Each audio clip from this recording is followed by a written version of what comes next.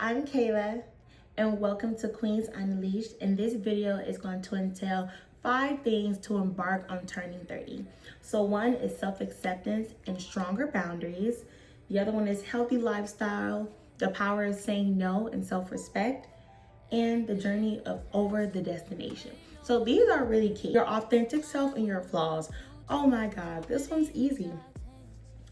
I think because in our 20s, we were so wanting to fit in and wanting people to like us and or idolizing celebrities or idolizing someone else and truly not embracing the beauty of who you are and learning who you are ins and out. And around that, that time, we're young. We just want to be accepted. We want to be liked. We want to be popular. And even the kids that even learned it very young, or, that's what makes people different. Like, they didn't attach themselves of trying to be like somebody else. They truly just loved who they are.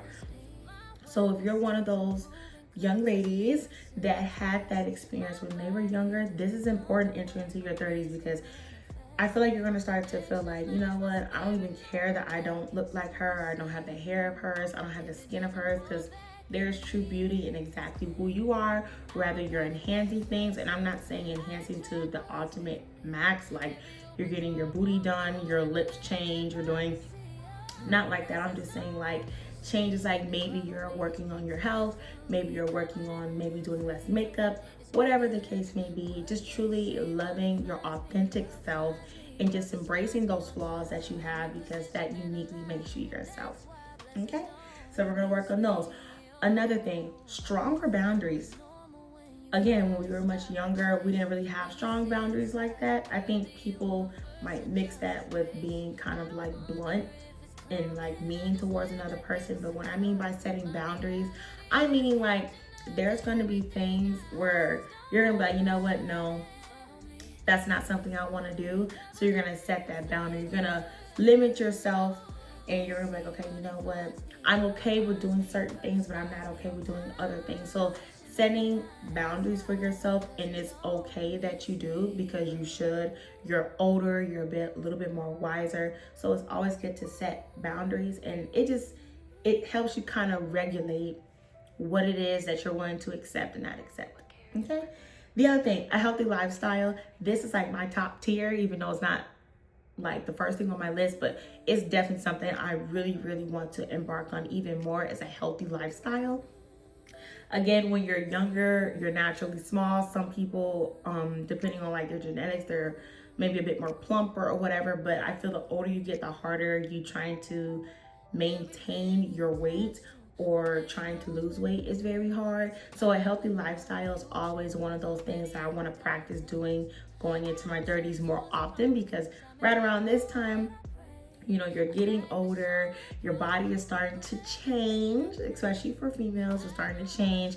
And I want to be able to prepare myself. If you want to be a future mom one day, if you want to be a bit more active in certain things, I don't want to wake up sluggish, I don't want to wake up always tired. And I think once you kind of like work on those healthy boundaries and a healthy lifestyle, you will feel a bit better about yourself, and you'll be more active in wanting to do things. Even if you do have kids or you don't have kids, you'll just be a bit more thrilled and a bit more excited to get up every single morning. You're not like, right, you're just kind of like, oh, I feel so good. So I feel like healthy lifestyle that includes exercising, being a bit more active. That could just be something maybe you like to do if you want to do like yoga, or if you want to do like a little small sport, because I know people in their 30s are like, I don't have legs like when I was younger like that. But just something fun. If you like to dance, if you like to do line dancing, like just something active that just gets your body moving.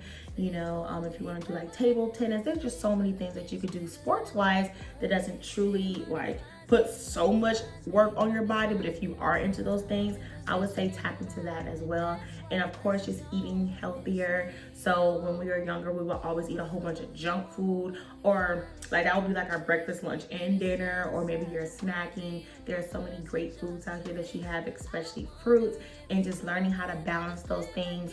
Alcohol plays a huge role, and wine too. Not to say that you can't have those things, but there's a balance, and I think that will help also in regards to your body and its health, because we need our bodies to keep moving in life. So including those fresh foods and just healthy foods will also help with that, with your lifestyle as well.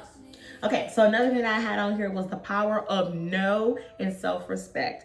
When we were younger, we were yes, I'll do this, yes, I'll do that. And really for me, I can only speak for me. I would always say yes because it made other people happy. And I know one of my love languages is I like to please others in ways that they are happy, because you never know what people are going through. So I was always a yes person. When I said no, I always felt like I'm disappointing people. But I think a lot of the time, like I feel like I'm really kind of like disappointing myself a lot of the time, because I'm always saying yes and I don't say no. I feel entering into your 30s, you're a bit more willing to say no because you're now more in tune with taking care of yourself. And no isn't necessarily bad. My grandmother used to always tell me that no is the worst thing a person can say. Literally, if you're asking for something, or can I have something, can I borrow something, and they say no, it's like the worst thing they could say. I mean, if they're disrespectful to you, then yeah, I probably wouldn't even mess with that person. But no really isn't bad. It's just kind of like protecting yourself and making yourself a first priority. And I know when I was much younger, I was always seeking to be first in someone else's life, because I always make people first in my life. So depending on what that person might have going on in their life or what their responsibilities are, you're probably not going to be their first priority. And I think we're just taught that it should be like that as females, but you don't want to do that. Make yourself first. And if your partner or friends feel like a threat or feel bad that you're doing that, they probably shouldn't be in your life, because majority of the time that person is making themselves first and you're probably like third, fourth, or 10th on their list. And that's not a bad thing. It's just, I think it just depends on what it is. But so long that you just try your best to always center it back to you, and that you are the first person to make yourself a priority, you'll feel a bit more better about yourself. And so those are the things I want to try and incorporate with myself, because I always had that problem as well, just being that number one person in my life. And I can still every now and then, say yes, but if it's something that's just entailing on me and what I truly want to do, I need to be comfortable with saying no and having self-respect for myself a bit more. So that's definitely what you should do.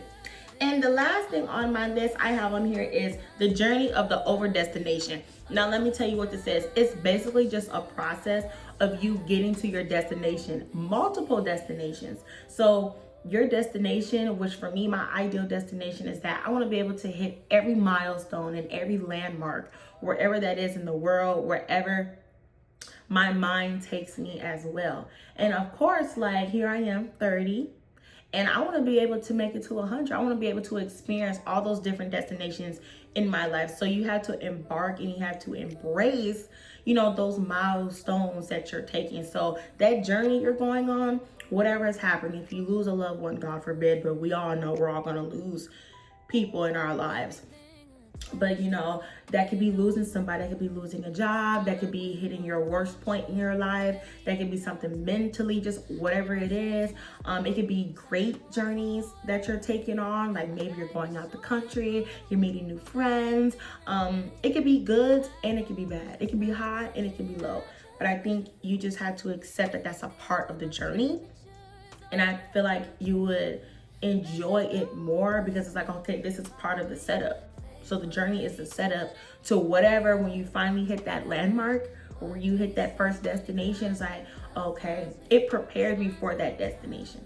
And I feel like for me, I have so many stops, and that's how I kind of want to see it. So just preparing yourself for everything that's going to happen, because now you're really going to be focused more so on it's you. Not to say that you don't have your parents, you don't have your friends, but I feel really entering into your 30s, you really, really have to be on it in regards to facing this world, because you're not going to have your parents that long. They are there as your safety net. But this is the time where you need to be going out there and flying like a butterfly. You need to be going outside and learning and unlearning yourself, doing things that maybe certain things you shouldn't do and certain things you should do. So it's kind of like rewiring your brain to be like, okay, I'm in my 30s. These are the things that I need to do, because this is a different destination in my life. So how you were acting in your 20s, there can be certain things in your 20s that you're doing, but bringing it into your 30s, not all of them are gonna have to come. Certain things. And I'm not saying you should be perfect, no, because obviously no one is perfect. But entering into your 30s, it's important to really gravitate towards what are things that I can do differently as a young woman, because it's important, because you want to be better than you were yesterday, you were in your 20s, and you were just years ago. You always want to be better. You always want to be elevating. And there are going to be hardships along the way. There are going to be people who are going to circle back in your life, you know, and those are part of the journey. And that's where these steps come into play, because you can say no. You can say, you know what, I'm not going to compare myself today. Today, I'm not going to have that cookie, or today, I'm not going to have alcohol today. And I'm going to go ahead and I'm going to accept this process of what's happening today, because it's just today, it's just tomorrow, it's just the future, and it's just the past. It's not, I think we kind of like internalize it way too much as females. And I think we end up scaring ourselves, and we end up being like, dang, I'm not exactly where I need to be. No, not yet. No, not yet. But I think also too, we kind of see it as like, these are the steps and the things that I need to do to get to the one destination. So you have to ask yourself, well, what is the one destination? Is the one destination growing old?